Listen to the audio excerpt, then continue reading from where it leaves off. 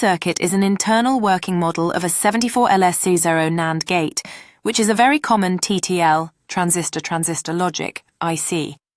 A NAND gate gives a low output only when both inputs are high. For all other input combinations, the output stays high. The supply voltage here is 5V, which is standard for TTL logic. The left side of the circuit is the input section. The middle is the logic decision section, and the right side is the output driver section. Each resistor, diode, and transistor helps control current and voltage, so the gate switches fast and safely. Let us start with the input stage. The two inputs enter through protection diodes, D1, D2, D3, D4. These diodes protect the circuit from negative voltages and voltage spikes. When an input is low, 0V, current flows in a way that pulls the internal node low. When an input is high, around 5V, it blocks that path.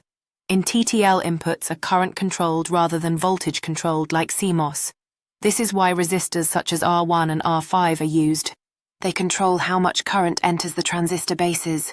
If any one input is low, the circuit already decides that the NAND output must be high. The NAND gate operates by taking the input signals and combining them in such a way that if both inputs are high, the output will be low. Conversely, if any input is low, the NAND gate guarantees that the output remains high. This function is crucial in digital circuits, enabling various logical operations and decision-making processes. The middle section contains transistors T1 and T2 which act like the brain of the NAND gate. These transistors sense whether both inputs are high or not. If even one input is low, T1 does not fully turn on, and this keeps the later stages from pulling the output low. Diodes like D5, D6, and D7 help steer current correctly and improve switching speed. This is why this IC is called low-power Schottky.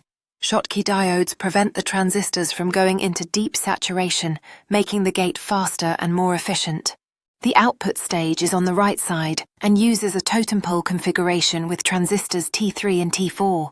This means one transistor actively pulls the output high and another actively pulls it low.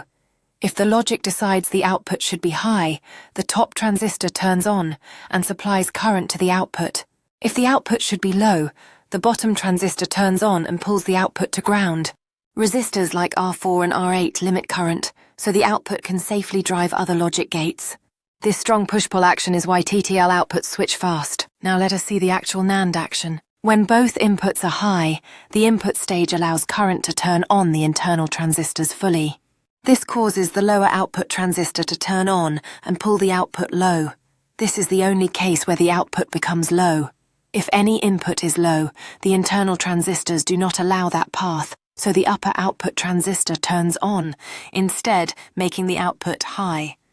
This simple but carefully designed structure is why the 74LS00 became one of the most widely used logic ICs in digital electronics history.